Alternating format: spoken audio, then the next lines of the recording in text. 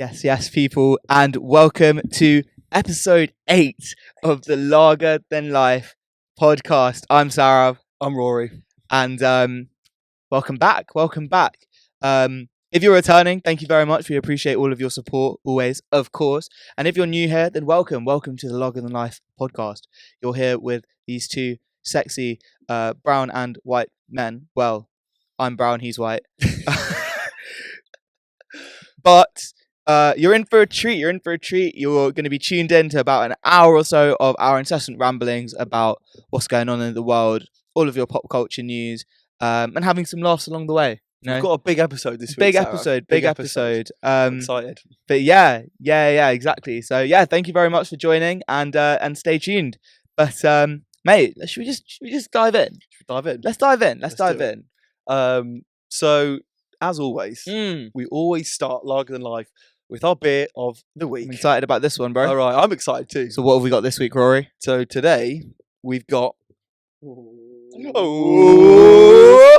got a Two Tribes Dream Factory. Wow. It's a cool can for audio listeners. It's a bit of green. Yeah. It's a bit of red. I like it. It's a bit of blue. Some shapes, some stuff going on. It's so like There's like a Buddha sat there. Is that Buddha? I don't know. Or just some old bloke, like a monk. Yeah. It's a He's just monkish chilling. man. It's very indie, isn't it? It is very indie. It's Like very- a sort of, like an indie album cover. Yeah, because last week, what was the name of that one again? That was Hammertown something. Yeah. It was weird. That was very like psychedelic. This is more of like an indie pop, kind of thing you'd expect, like Matt Healy to be seen. 100%.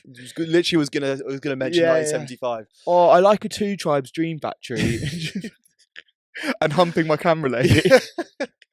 And kissing fans on stage, really. So, Sarah, this beer, this specific beer, it's got a bit of a story behind it. Hit me with it. So I'm going to quickly read it out. So the Two Tribes Brewery, they named Dream Factory in honor of an unreleased album by Prince and his band The Revolution, which was recorded during his worldwide parade tour in 1986. After falling out with the band, the collaborative album never saw the light of day. This beer was made to celebrate the creative process and to acknowledge the moments of artistic genius that never find their audience. Wow.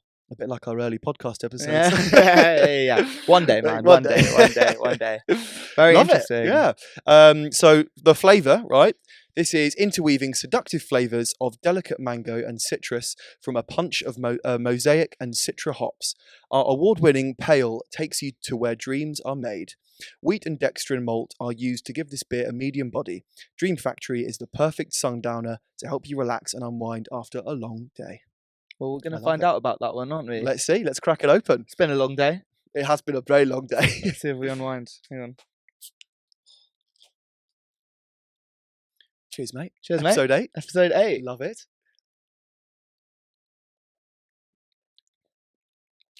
Oh, nice. I like that. It's fruity. It is fruit. We love the fruity beers here at Larger Than Life. I never used to, but somehow they seem to be finding us. Honestly. Everyone we choose off the shelves just happens to be citrusy. I don't even look. That's lovely though. That's really good. This is a summer beer for sure. But this one is probably one of the sweeter ones we've had almost. This is the sweetest beer I think we've had on the show. I love that. Yeah. I'm going to go in strong. I'm going to up from my last week. I'm going to go in for 8.5. 8.5. It's just drinkable. It's easy, you know. I do think I'm a harsher critic than you. To be honest, I'm such an easy critic. Yeah, because I was gonna give this an 8, but then in my head I thought maybe a 7.5. But you know what? I think I will give this an 8. This is 100% a beer I would order in a pub. I'd have multiple. Yeah, if I saw it there. Yeah, I'd get excited. This could be a preference of mine. So we're giving it an 8. I've just remembered we need to get our fucking leaderboard in order. You know what we're gonna do? Go on. So I spoke to my mate about it today. Yeah. Thanked him because I didn't actually reply, and I said, "Bro, you came up with this great idea. How do you think we should do the leaderboard?" And he said, "It might just be better if we do a virtual one." So I think I'm gonna try and put a leaderboard up on the screen somewhere here. Yeah, somewhere. Future Sarah. Yeah. Edit in, mate. Yeah. So we're going to try and get the leaderboard up on the screen. Have a look. I forgot which one is first. We're going to have to go through the episodes. We're going to have to go through it, but you'll see it on the screen. Might even do an Instagram post about it. Maybe we can do a weekly update. Yeah. I like that But idea. I actually think this might be second of the ones we've had so far. What was our top? Was it a Beavertown one? It might have been Beavertown. Oh, it might have been that hazy IPA. Was that the That was Beavertown it. one? Yeah, I think that. Yeah. Was that a Beaver? Oh, I can't remember now. Yeah, that was pretty good. And then we also liked what was that one made by that bloke who goes onto the mountain? That's really going to annoy me now. I forgot his name. Was it? It was Sierra Nevada. Sierra Nevada. Yeah, That was a good beer as well. That To was be fair. good. That was solid. But I'm going to give this an 8. You're going to give it an 8.5. 8.5. So 8.25. Love Okay, it. cool. Nice. Nice. Interesting what you said. Really, really quick tangent, but interesting what you said about how this beer was made because of a collaboration between Prince and his band. Yeah. It's so mad how like if certain things like didn't happen, then you wouldn't get like results from it. Yeah. So we found the same about Sierra Nevada. It was a guy who he lost in the That was desert it. or something? He was climbing a mountain. It's in the Sierra Nevada, and it just came to him Last week, I believe. It was Camden Pale, wasn't it? Oh, Camden Pale. And then he missed a flight to he missed Australia. a flight to Australia. And then he didn't. That's what made him make that beer. So did you, for example, I've just got a couple more which are kind of crazy. So there was a guy, you might have heard this. There was a guy who saw the, monstrosities of the September 9/11 attacks. Yeah. He was so traumatized. I think he had to seek therapy. Was super, super down, about it and just fucked up from it. But what's interesting is kind of after going through it and working through all this pain and trauma that he'd kind of experienced by witnessing the 9/11 attacks, it led him to be inspired to create a band, My Chemical Romance. No way. Yeah. Really? So if it wasn't for the 9/11, there'd be no My Chemical Romance. way. This goes a step further, Rory. There was someone who was so inspired by the band and listening to it. Is inspired by My Chemical Romance. My Chemical Romance, that it inspired her, to write the Twilight series. No. Yeah. Yeah. Shit. Yeah, exactly. So it's just But so there's crazy. more, but there's more. Go on. If it wasn't for the Twilight books, you would never have got the Twilight fan fiction by that author. I can't remember her name now. Yeah. Who went on to make the 50 Shades of Grey trilogy. There you go. Chain reaction. That was exactly it. I remember there was another part of that. Yeah. So there you go. Kind of nuts. That's crazy. Kind of crazy. Well, I mean, 9/11 definitely wasn't really worth. No. That's not at all. I'm joking. Not at all. I'm saying, but yeah, I just find it quite interesting. Like That's crazy. certain isn't it? things just These lead little to certain things. events, right? I love that. Yeah, That's great. there you go. Damn. But yeah, man. So I know I really quickly wanted to catch you up on what I just got up Yes, I to wanna hear about on my weekend. So I'm just going to talk about it really quickly because it was quite jokes. It was a friend of mine, Priyanka's birthday, and she'd organised 16 of us, including her, to go away for the weekend. Nice. So we went to this beautiful, huge fucking manor near Marlborough, which is near Reading. And we just went away for the weekend, and mate, it was actually so much fun. Everyone was just on top form. It was really, really good. And obviously, you can imagine a bunch of 20-something-year-olds. All we did was basically just drink, but then they actually went to extra effort. So a couple of the boys we went with, who came along, they'd organised games for everyone on one of the days. Oh, sick. And What one kind of the games. So one of the games they organised was the tortilla slap game. I think it was I've seen called this on TikTok. This is so fun. Rap, slap, or something, slap. and something else. There was Okay. another one. Yeah. So basically, you put water in your mouth, you stare at the person opposite you, go against an opponent from the other team. So with water in your mouth, and you have to slap each other with the rap without spitting it out. And bro, it hurts. I can't even lie. It hurts. I went up against one of my friends, Neil, and we just smacked the shit out of each other, bro. Got to the point where the game had to end because neither of us were breaking. But yeah, that was loads of fun. Another one that was really, really jokes was that we all dressed up as something beginning with P for one of the days. Oh, you showed me that video. That was yeah. I love that. It's very creative. Yeah, it was good, man. Everyone put in an effort, so that was really fun. I went as Perry the Platypus. I love that. I love that from you. Yeah, but it was a onesie. Is So that Phineas and Ferb? Yeah, Phineas and I Ferb. love it. But the costume was a onesie, so I ended up being more like Phineas. I'm sorry, Perry the Twatipus. But yeah, regardless. But then here's something else. So One of my friends invented this horrible but genius concept. Go on. When you go away with your friends, and this was created a while ago. But basically, there's a name for it. We call it the firefly.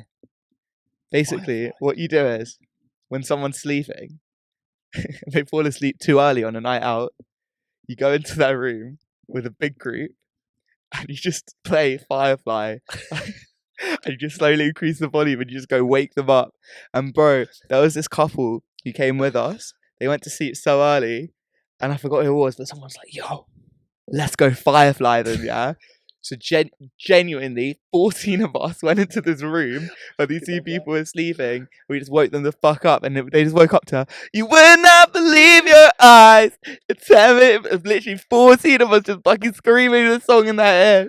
It was so funny, man. It was so funny, honestly. But I recommend I've never heard of that, mate. The next weekend, I'm going to Will's birthday. We're fucking doing that. Oh my god, we got a Firefly. This time, there's 30 of us. Yeah. Oh my god, god, it's gonna be insane. Those of you who are coming away with us, one of you's getting Fireflied, Absolutely. and you don't know. 10 million Fireflies. Yeah. You realise how annoying that fucking song is after you've heard it in the middle of the night. It was awful back in 2010. And I it's like still, that it's song. still, what, Owl City, was it? Owl City? But that's a good memory for me. Yeah. A guy who had insomnia. And he just made that song. Wrote that song, yeah. That's what happens when you get sleep deprived. You make shit. You make songs that we then. So it's actually quite Literally ironic. used as a form of torture. Whoa, he was a guy who was sleep deprived, and we Yeah. used the song to stop people from sleeping. Is deprive that people where it from comes sleep. from? Is that just a I coincidence? don't know. I don't think. Sorry, I want to know who made up this Firefly form I of think it was my torture? mate Neil. I fucking love that. I need to talk to Neil about Yeah, this. I've got yeah, a lot yeah. of questions. I don't know if he knew that because he doesn't strike me as the kind of guy who like researches Owl City and like. He doesn't yeah. strike me as the sort of man who has fireflies on rotation. Yeah, exactly. So yeah, but kind of there you go. I guess the song kind of worked out. But anyways, yeah, that was my. I just wanted to talk about the rap game and the fireflying. But yeah, man, should we just jump? Should we hop in? Yeah, we've got some news of the week. Cool. As always. Yeah. So our first bit of news, Sarav. Do you feel like every single day that goes by, we are living in a Black Mirror episode? Yes, more and more each day. So, a 3D silicone gadget with a mouth-shaped module and is triggered through a kiss, which is then transferred to a mouth on the other side. So we've now got to the point where we've got a virtual kissing machine for long-distance relationships. So, but what it does, it mimics the movement, the temperature, the pressure of the kiss using sensors. And then sends these sensations to the phones via Bluetooth. What are your thoughts on that? Are you using it? Well, you know what's going to happen, don't you? I knew what you were going to say. Yeah, someone's going to put their dick in it. 100%. Of course, someone's going to put their dick in it. This news story came up, and I saw a picture of it, and it's this little mouth like this. First thought, maybe I'm a sick man, but first thought, some sick bloke. No, some sick bloke's putting that on his penis. Someone's putting their dick in it. 100%. 100%. Do that long distance bits. Bro, does it count? Would that count as a? I don't know. But someone's putting their dick in it. Oh, 100%. 100%. I think like. Do you know what? The audacity to call it a virtual kissing machine. Yeah. It's a virtual blowjob machine. It's a blowjob machine. It's a blowjob machine. Don't play about. Nah, let's not play about. But would you get one? If you had a long distance girlfriend, would you get one? Oh, it's hard to say, man. She's halfway around the world in Australia. You see her, once every 6 months. Are you getting a virtual kissing and or blowjob machine? How long have we been apart? 6 months. It's a long time to go without a blowjob, man. It is. I'm joking. I actually don't think I would. Maybe I Really? would. It's hard to comment because I'm not in that situation where I have a girlfriend or have been apart from them. I need to get a girlfriend before I get apart from them for 6 months. But also, it can't be that nice for the person. I don't know. It just must be so odd doing it. Like, I think it'd be weird. Does it mimic intimacy? Like really? Like I don't know. I guess one would need to try it out. What makes kissing a fun activity is because you're near the person, right? It's not really that fun if you're just kissing a bit of plastic silicone. Like, yeah, I agree. It's not just the kissing itself. It's like the whole thing. As you said, it's another person there. Exactly. Like hearing them and like feeling them. You get what I mean? On my dick. Nah, but you get what I mean, right? I get what you mean. Yeah. So yeah, man. I don't know if that's for me. What about But you? I think it's for some people. Yeah, clearly. I probably wouldn't go for it. I feel like you don't want to be one of those. You're basically getting a fleshlight at that point. Yeah, Do you know what I mean? exactly. You're that guy, and you don't want to be that guy. You don't want to be that guy. And then you've got to clean it, and that's not going to be any fun, is it? I do just want to say though, like, what? Okay, so I just want to put on record, I don't own a fleshlight, but why is it that there is such like a stigma against fleshlights, but there isn't a stigma against like women having dildos and vibrators? That's a good question. I will admit that's a good question. Oh, yeah, I just think. Okay, I tell you what it is. You can just wank. It's probably about the same kind of sensation. Do you know what I mean? Yeah, but girls can do this. I guess know, it's but different. Do you know what I mean? It's probably not the same sort of dimensions that they're looking for. You know. I guess like there's limited ways in which a guy can kind of wank. I just think the idea of cleaning out a fleshlight is absolutely foul. Yeah, so like, what can you turn it inside out? Like, how does that work? What are the logistics of it? How does it work? Yeah, so like there was this guy at my school. This guy at school. No, there was a guy at my school. I'm not gonna name him, obviously, because that's Pete. I reckon you should out him. Nah, cool guy though, like Jones. He might have been chatting shit, but basically he bought one, and I asked him like, well, we all asked him. It was in philosophy class, and like we're like, yeah, so like how is it? Like, and he's just like, it's alright. Like, yeah, it's pretty. He's pretty low key about it. He was just like, it's alright, it's decent, and we're just like, okay. And he's just like, the thing is, I don't use it often. I'm like, what? Like, why? So he was in school at the time. Obviously, he's like, I can only use it when my parents are out the house. And we're all just like, what the fuck? Why? And he's like, because cleanup is long, man. Cleanup is long. Oh no. Yeah. So you have to like wash it out and shit, and like it's just a bit long, right? It has to become like you have to plan it as a whole event. Like, do you know what I mean? It's like you have a whole evening dedicated to the fleshlight. Yeah, exactly. What are you doing Saturday night? Fleshlight. Yeah, exactly, man. And then he said he got like another one. Right. Like he got two. Yeah. He bought another. Why? I asked the same thing, and he said it was the biggest waste of money ever. He said he thought they'd feel different, and it just felt exactly.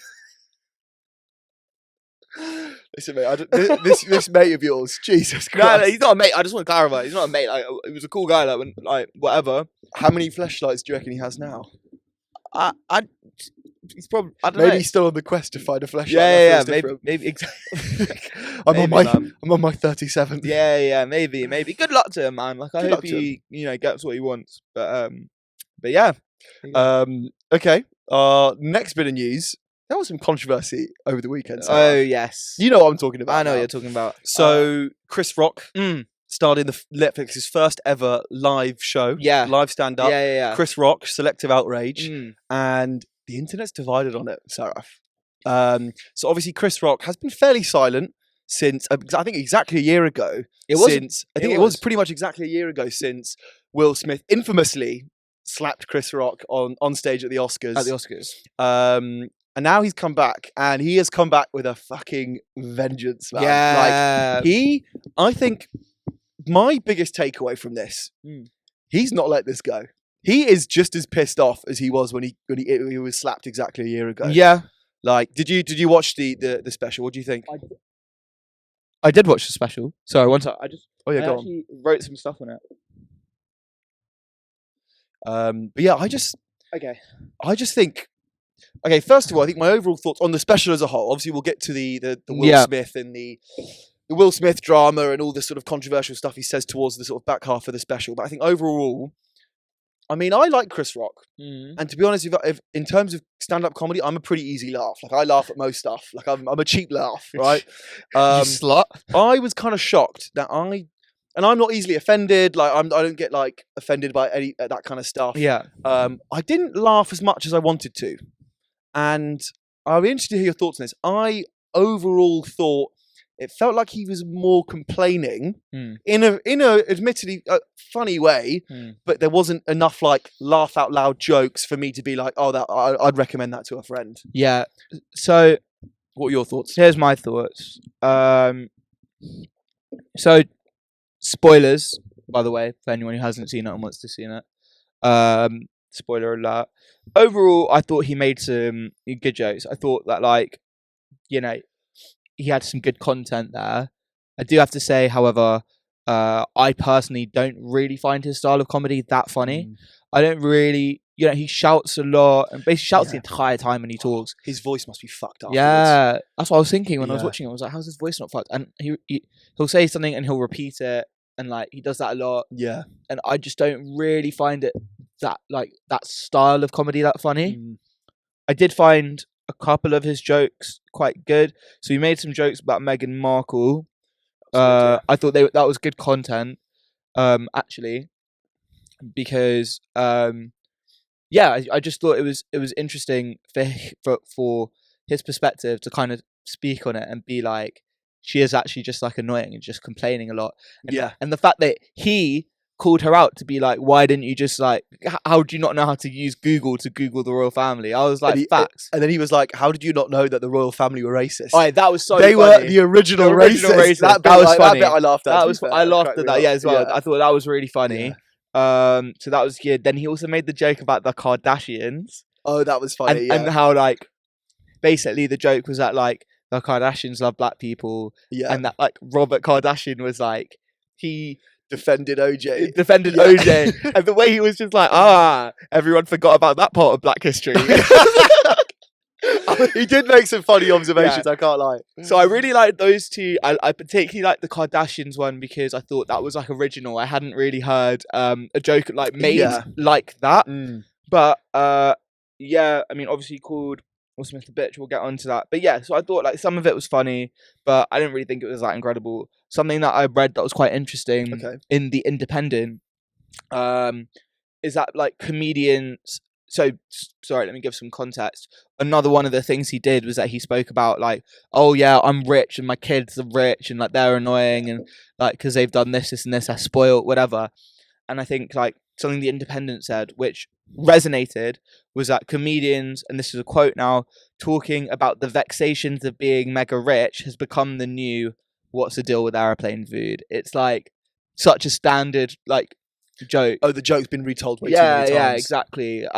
Which I agree with. Which I agree with for sure. So yeah, I mean, there was one funny bit when he was talking about that, and he was talking about taking his spoiled daughter to Disneyland, and then he's like, we weren't just any customer in Disneyland. We were backstage. We were, queuing up for autographs of Mickey Mouse, and I was backstage with those motherfuckers. Yeah. I was smoking a joint with Goofy. Yeah. Getting a lap dance from Minnie. Yeah. So funny, man. Yeah. Cracked me up. That was funny for sure. But yeah, man, I don't know. And then all the stuff, I don't know. I don't necessarily agree with a lot of the controversy that's come out of the whole Will Smith thing. I think, so he obviously waited a year before he came back. He got humiliated on a public stage. He didn't retaliate. And I rate the fact that he didn't retaliate, as some people might have just switched the fact that they got slapped in the face on stage, that he didn't. And fair to him, he didn't retaliate. And what he said was, he was just literally like, I didn't do anything. And that, to some extent, I agree with him.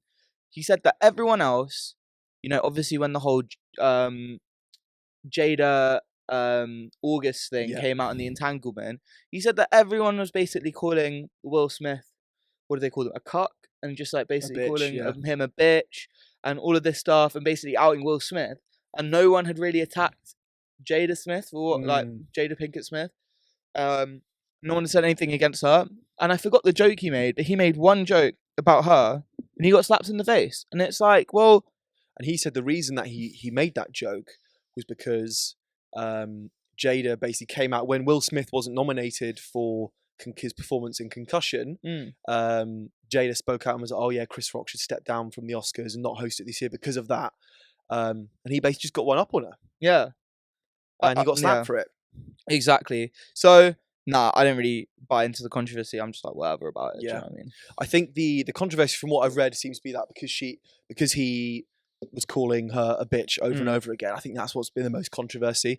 A lot of people have complained that he's sort of gone along like ticking the boxes of like what will cause the most controversy, touching on the Harry and Meghan stuff, touching on the trans topic, touching on obviously the Will Smith stuff. It's like a lot of it does seem to what is going to create the most noise. But yeah, I think ultimately as a special, maybe Chris Rock stuff's not for me, but it just didn't have enough like clever humor in it. It just felt like Chris Rock yelling like he always does and just complaining and moaning with the odd joke. But I think when you've got an hour comedy special where you've got one objective, which is to tell funny jokes, and you only laugh we only got like 2 or 3 maybe proper laughs from me. I don't think that's enough. Yeah, I completely agree. I just didn't. Yeah, but maybe his style of comedy just isn't for me. Yeah, agreed. So yeah. But we've got one more bit of news, which I think. Do you want to take this one? Yeah, sure. So I guess news. I'm not so sure, but just something that people have been talking about, and I wanted to kind of go into. Everyone's been freaking out about Seth MacFarlane jumping on that Logic song. Song's called Self Medication on Logic's new album College Park. Mm-hmm. So I listened to it. You'd listen to it. Yeah. Good song. Yeah, man. Great song. Great song. Really cool song. I'm not really a Logic fan, but I did like the song. Seth MacFarlane obviously sounded incredible. And everyone freaked out about it. Everyone's like, oh my God, Seth MacFarlane? What? This guy can sing? I was one of those people. Brian I had no idea he could sing. He sounds like fucking Frank Sinatra. Yeah, yeah, he does. But why is everyone surprised? Why were you surprised, Rory? Well, I mean, he's known for Family Guy. Correct. He's been in some comedy films like Ted. You know, he's the comedy guy. He's Rory, not known for singing. This guy has been doing music. This guy has been doing up music. He was signed up to Universal Republic Records in 2010. He released his first album, Music is Better Than Words, in 2011. The guy's had 7 studio albums. 7 studio albums released, and I think they were all released before this latest song came out. In fact, they were, yeah. I think the latest one was released in 2022. Yeah. Wait, since when was he a music artist? Bro, he loves music. Fuck. His 4th album was nominated for 2 Grammys. What? Yeah, he's a serious musician. Jesus. Not to mention the fact that Family Guy's had so many musical numbers. They've all been jazz and big band type songs. That is true. You know, with like Brian and Stewie, who voices both of those characters. I mean, the fucking theme tune as well is a bit of a musical number. Yeah, Seth MacFarlane. So he's been singing. They even had Frank Sinatra Jr. in one of the episodes, in one of the specials. I think it was season 4. Moreover, he was accepted into the Boston Conservatory of Music's graduate program for musical theatre. I mean, so basically, what you're saying is that this man is a musician and he does some comedy stuff on the side. This guy's a musician. I think he got accepted into the music school and then decided to go to LA because he wanted to work in, the film, TV, whatever, as an industry, as an animated creator. But yeah, this guy's been doing music. Like, he's serious about it. He got into it when he was young. I think he did musical theatre when he was a kid. This guy's been into music. So I think...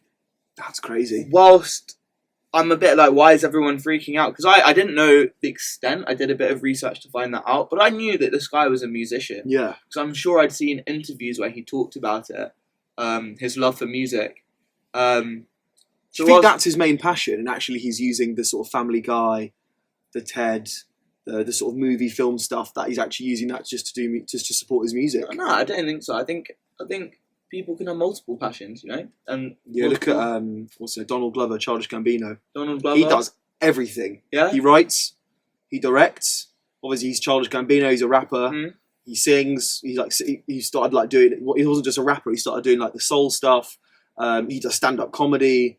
The dude does everything. Jamie Foxx fucking also does everything. Yeah. Makes you feel like the most least talented person. Yeah, I mean, there you go. I think he's just got multiple passions. But yeah, so whilst I was when everyone was freaking out, I was a bit like, oh, he's gone in a Logic song. I was more like, oh, he's gone in a Logic song.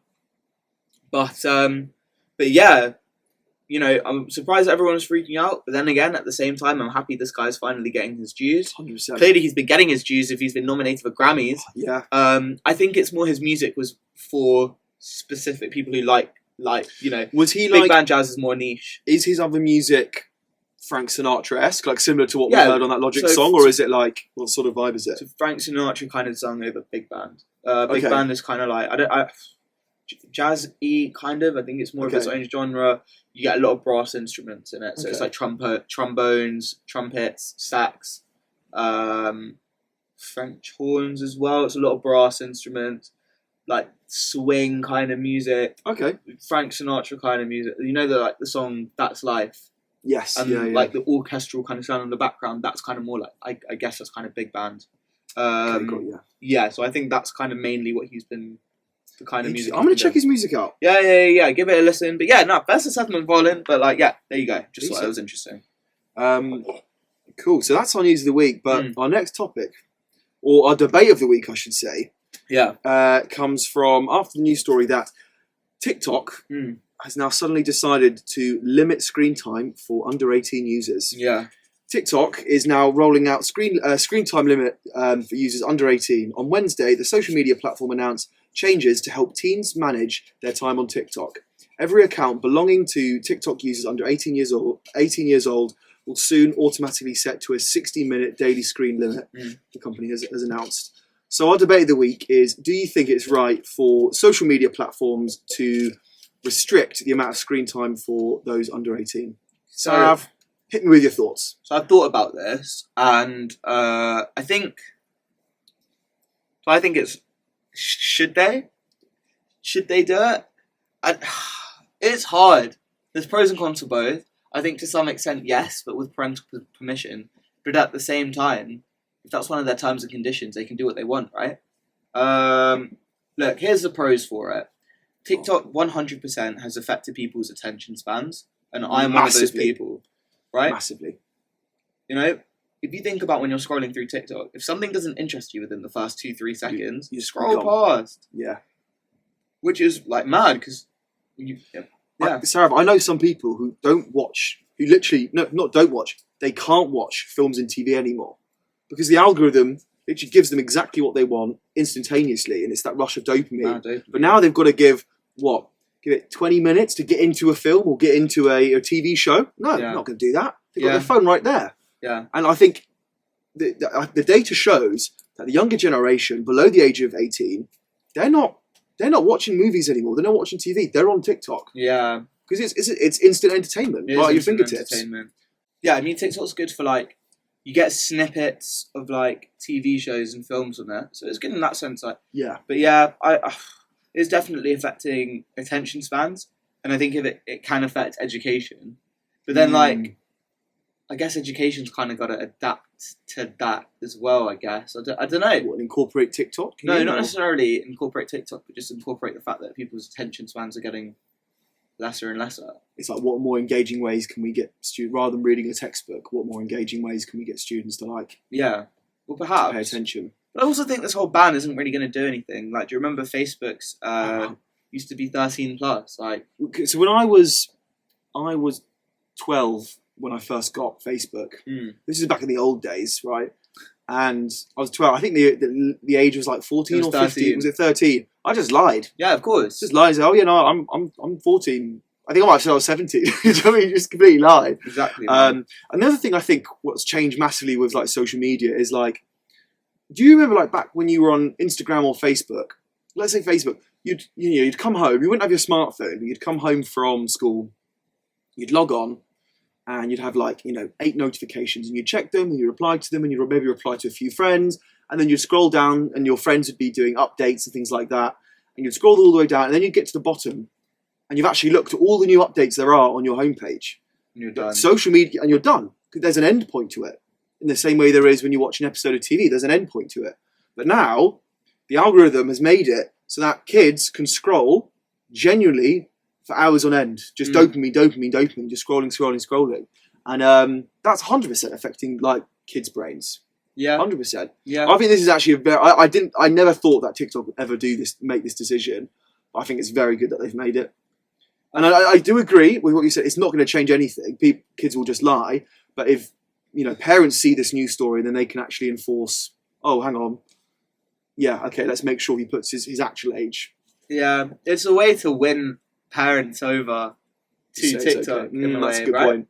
Because if parents have said, "Oh, I don't want like my kids going on TikTok for this reason," then it's a way to win them over, because then it's like, oh, they'll back it. Do you know what I mean? Yeah. So, do you not think though, with like, and I'm playing a bit of a devil's advocate here. Go for it. Do you not think, in a way, TikTok is culture now? Yeah, for sure. That is the teen culture. Yeah, 100%. Like it's a culture that like you show some TikTok memes to an over 60-year-old, they have no idea what that. No. Like, they don't even get the humor. It's like No. it goes completely beyond their head. Yeah. And it's the same way that like counterculture in the '60s might have not really resonated with the older generation. They're like, Yeah. I don't really get this whole hippy dippy stuff. Like, why are you growing your hair long? Why are you smoking weed? Why are you listening to this weird music? In a way, it's like if kids are so obsessed with TikTok and it's creating these whole subcultures like which are online, is that not in a way like culture? And by denying kids the opportunity to spend more than an hour on TikTok a day, could it be argued that that's wrong? Potentially, but I think like using your same point, if it is considered culture, I can imagine there must be parents out there who don't want their kids going on TikTok because of the amount of time they're wasting. So by introducing this rule, they might thereby be allowing those kids who may be disallowed to go on TikTok, but they might be allowing them to come back onto TikTok because it's kind of making it more kid-friendly in a way, right? That's what I'm saying. It's kind of winning over like parents a little bit. I don't know. That's just potentially my view. I don't necessarily think it's a bad thing, but then I kind of find it a bit controlling. But as I said, I just don't really think it's going to do anything. No, it doesn't do anything really. Yeah, like I think it's purely like a PR thing. 100%. It's just like people. I think. Whereas back in 2020, people associated TikTok with it was a dance app, and it was I'm not going to do that. Now they've sort of shifted. They've shaken away that sort of identity and association. Now people associate TikTok with, oh yeah, you get addicted to social media. It's really addictive. It's like I think one expert described it as algorithm crack cocaine. They're obviously just trying to shake that and be like, oh, it's not addictive for kids because we limit screen time. That's all it is. Yeah, no, for sure. You, as on a personal level though, what's your relationship with TikTok? Where do you stand on it? Do you use it? Like, I have a toxic relationship with TikTok. Really? Okay, yeah. Explain it. Well, when I go on it, I just get sucked in.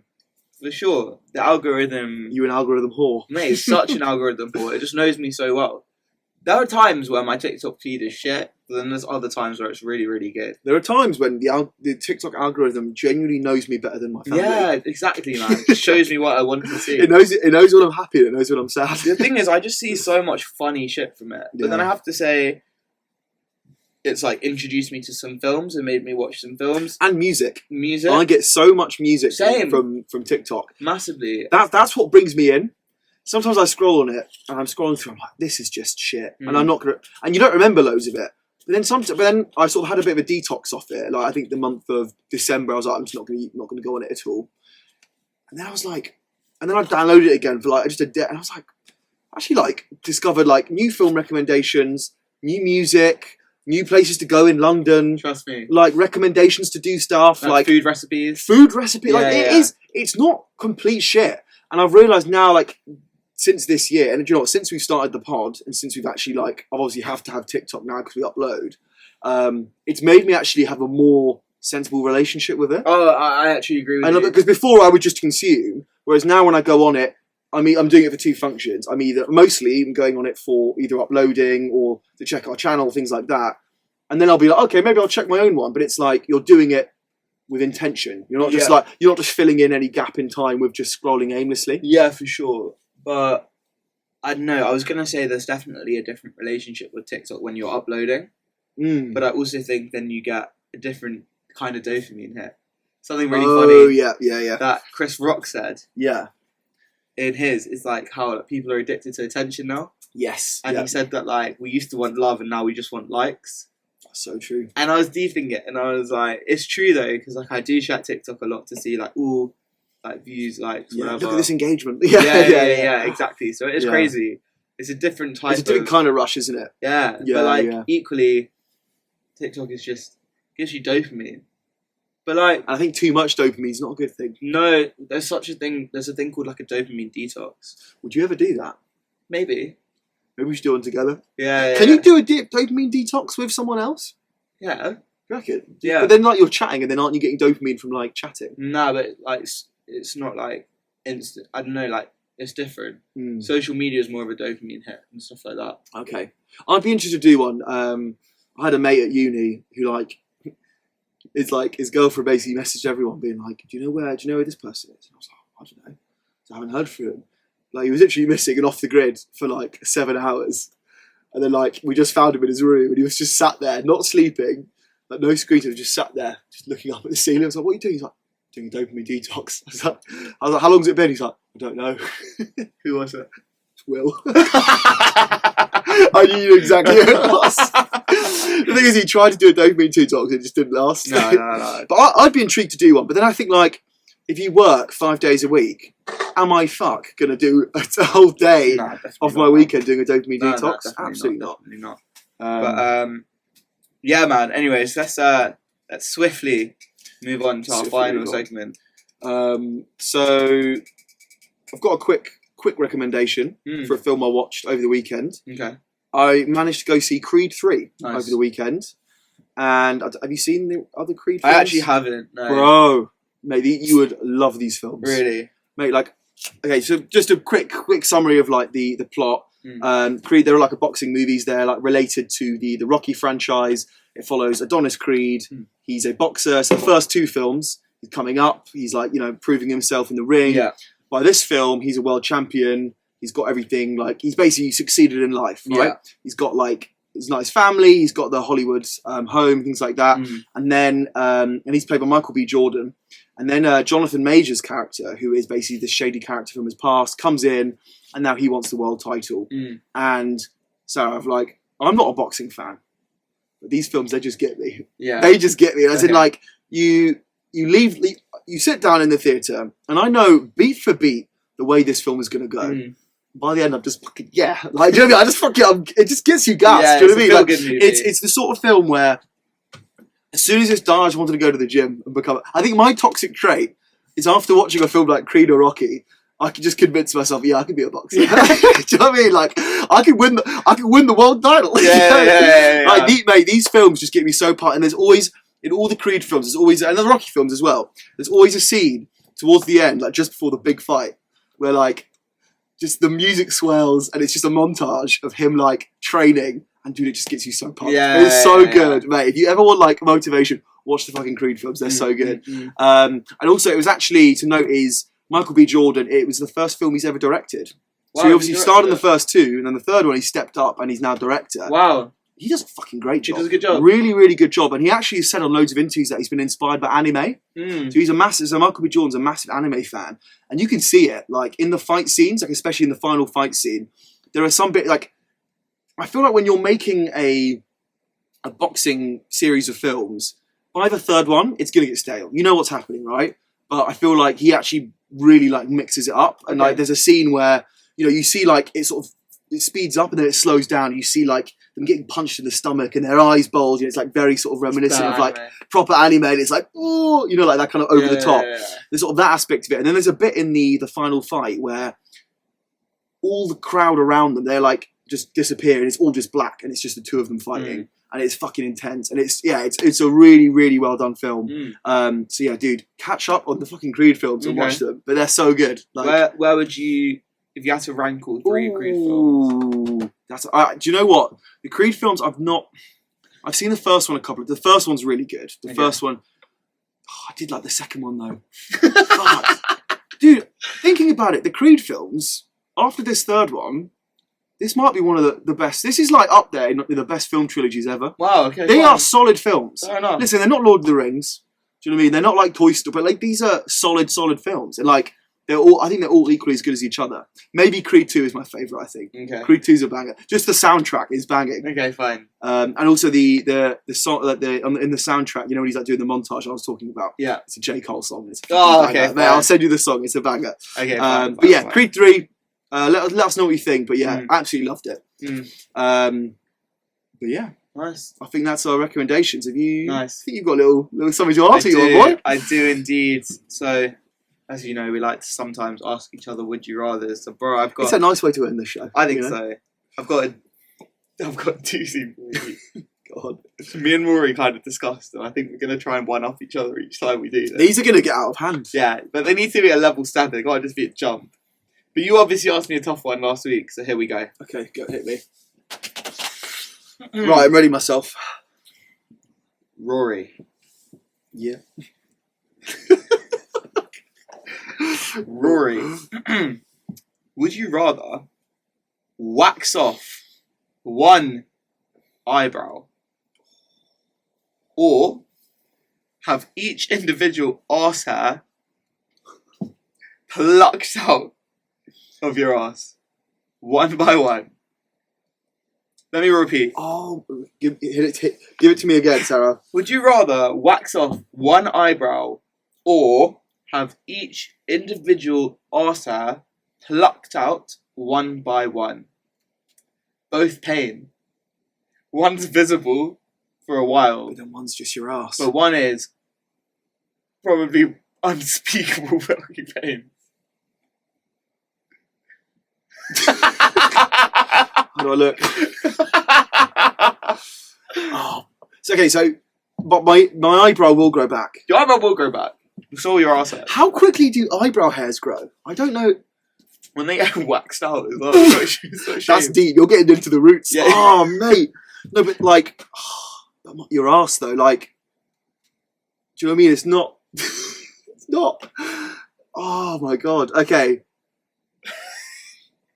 No, thing is, although one is more painful, Yeah. which is the arsehole one, Yeah.